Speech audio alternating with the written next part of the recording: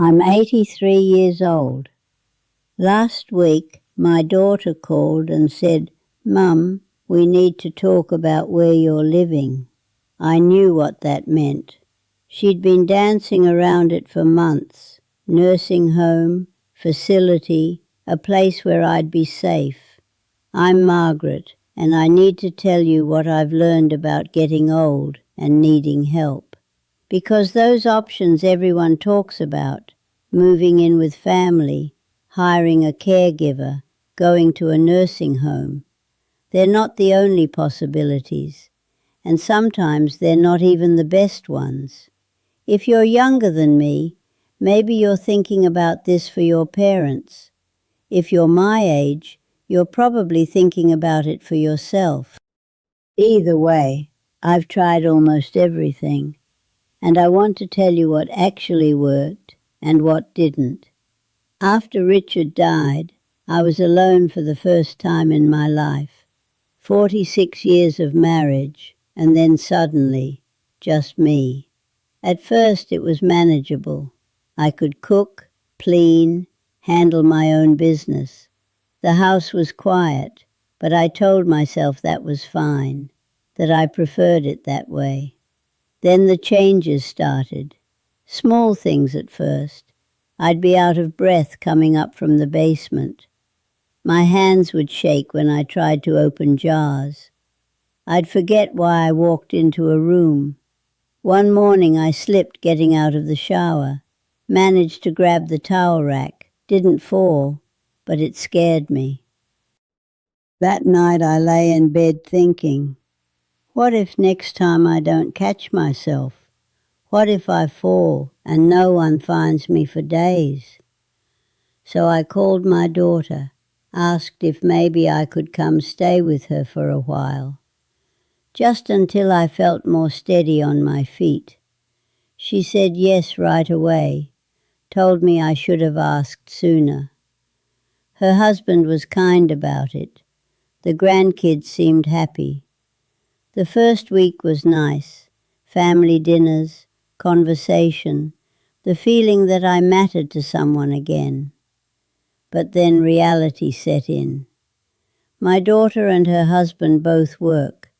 The grandkids have school, activities, friends. By the second week, I was alone in their house most of the day, just like I'd been alone in mine. Except now, I was alone in someone else's space. Small frictions started. "Mum, can you go easy on the salt? Your blood pressure." "Mum, turn the TV down. The kids are doing homework." "Mum, we're going out Saturday. Will you be okay by yourself?" "Yes." They weren't being cruel. They were just living their lives, and I was in the way. One evening, I heard my daughter on the phone with her sister. I know it's the right thing to do, but honestly, it's exhausting. I can't even run to the store without worrying about her. I shouldn't have heard that, but I did, and I understood. Living with family doesn't make you less lonely. Sometimes the loneliness gets worse because you're surrounded by people and still feel invisible.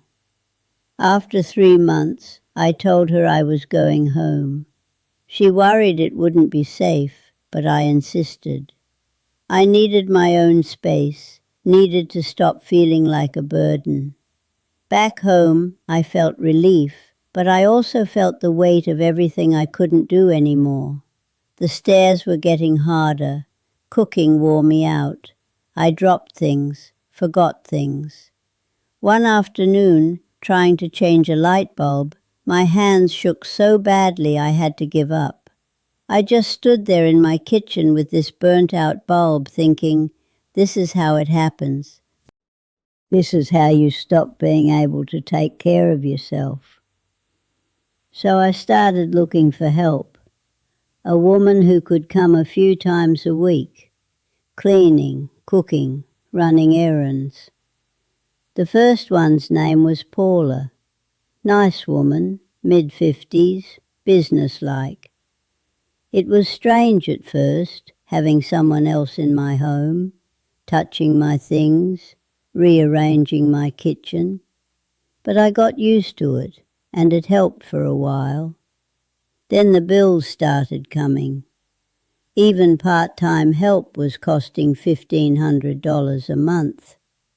My Social Security covered maybe a third of that. I had savings, but watching the account drain month after month, I couldn't keep going like that.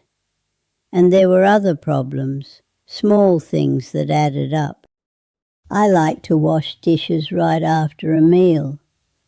Paula preferred to let them sit. I liked to fold towels a certain way. She had her own system.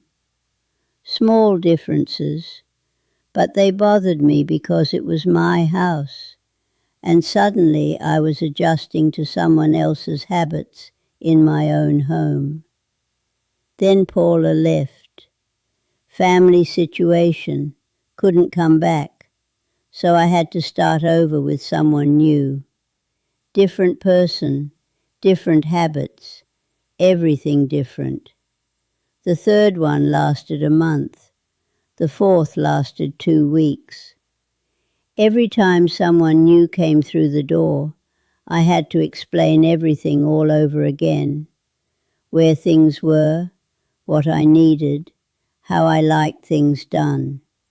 I was exhausted and still spending money I couldn't afford to spend, so I let the help go. Now I was out of options, or so I thought. My daughter found a place, a nursing home about 20 minutes away. $3,000 a month, clean, good reputation, medical staff on site. She suggested I try it for a month. Just see, Mom. I agreed, mostly because I was tired of trying to figure this out alone. Moving day was strange, like checking into a hotel, except I wasn't going anywhere. My room was small, clean, but impersonal, nothing like home. The first few days weren't terrible. I met other residents. We played cards, ate together. The food was decent. But by the end of the first week, I started to feel trapped.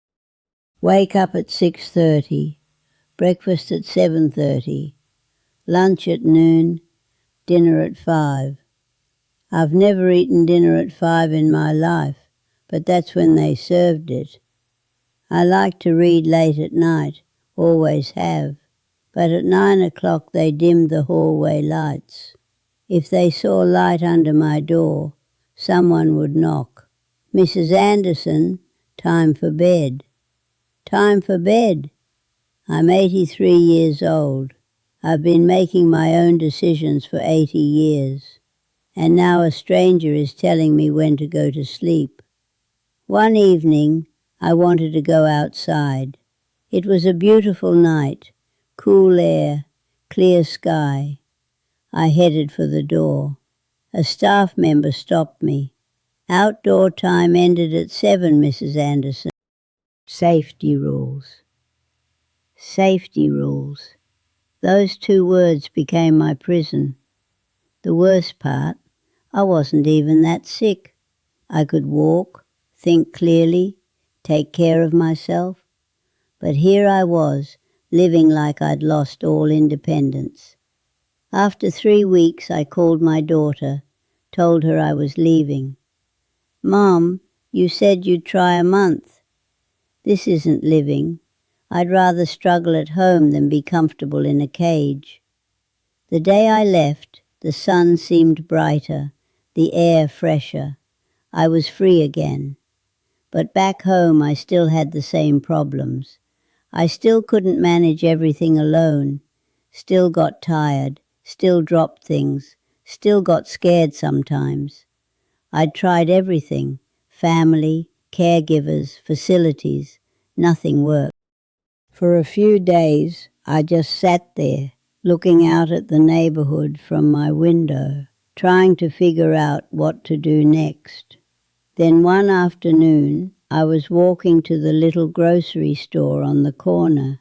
Not the big one, that's too far now, just the small one 3 blocks from home. I passed my neighbor Sarah. She lives 2 doors down. Young woman, maybe 40, always looks stressed. She was on the phone, pacing. "I can't leave work early again, Tom. My boss already said something last week." She hung up, looked like she might cry. I knew her situation. Single mom, works full-time, daughter is 7 or 8. Without really thinking about it, I walked over. "Excuse me, Sarah, yes. If you ever need someone to pick up your daughter from school, I walk past there every day anyway." She looked surprised. "Oh, I couldn't ask you to do that." "You're not asking. I'm offering." She hesitated. "Are you sure?" "I'm sure." "What's her name?" "Emma, 2nd grade. I'll be there tomorrow at 3. That's how it started. The next day I picked up Emma, walked her home. She chatted the whole way about her teacher, her friends, a project she was working on. When Sarah got home at 5, she knocked on my door with a plate of food. "I made extra. Please take it." I tried to refuse. "You don't need to do that." "You're helping me. Let me help you." It became our routine. I'd pick up Emma. Every day, Sarah would leave me food a few times a week. But it became more than that. Sarah's husband, when he was home between business trips, fixed my leaking faucet, helped change that light bulb I couldn't manage. Sarah helped me figure out how to pay bills online, set up grocery delivery for the heavy things I couldn't carry anymore. Emma would draw pictures for me, stick them on my refrigerator, started calling me Auntie Marge. One evening, Sarah said, "You know, you've really changed our lives. I was drowning before." I smiled. "You've changed mine too. I forgot what it felt like to be useful." And there it was. That's what I'd been missing. I didn't need someone to take care of me. I needed to still matter, to still have something to give. I'm not saying this is the solution for everyone.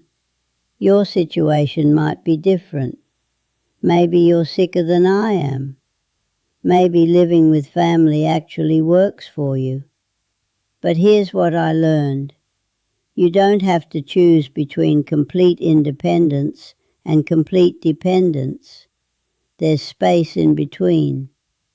You can accept help without giving up control. You can give something without exhausting yourself. Community matters more than money. I spent thousands on caregivers and still felt lonely. Now I spend almost nothing and feel more connected than I have in years, because money buys services, but it doesn't buy relationships. Sarah helps me not because I'm paying her. She helps because I'm helping her. That's different. I still have something valuable to offer.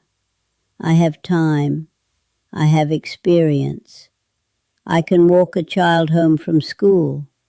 I can listen when someone needs to talk. Age doesn't make you worthless. It just changes what you can give. I'm 83. I live alone, but I'm not lonely. And I'm not waiting for the day when I can't manage. I'm living now, today, on my own terms. Maybe someday I'll need more help. Maybe I'll end up in a nursing home after all. But for now, I'm here, still useful, still connected, still myself. I'm grateful for this arrangement, for Sarah and Emma, for neighbors who check in, for still having something to give. I'm grateful I didn't give up after trying the traditional options, that I kept looking for something that actually fit my life. Thank you for sitting with me, for listening to an old woman figuring out how to age without disappearing. If you want to sit with me again, I'll be here, still figuring it out, still finding my way. Take care of yourself, whatever that looks like for you.